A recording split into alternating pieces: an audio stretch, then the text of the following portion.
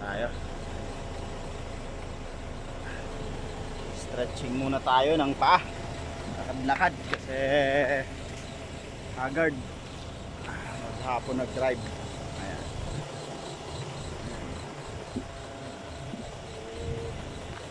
Thanks sa buddy kong si Lanji kasi mabait siya palagi sa akin.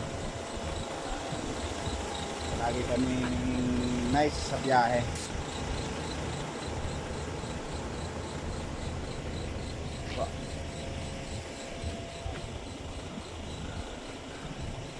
Yan yung Roro na biyahe bukas ang alas 7 ng umaga bukas sa Andres Port. Yan. Dito na po kami. Thanks God at safe kami. Ayan. Thank you, thank you. Ingat mga buddy, mga ka-truck drivers.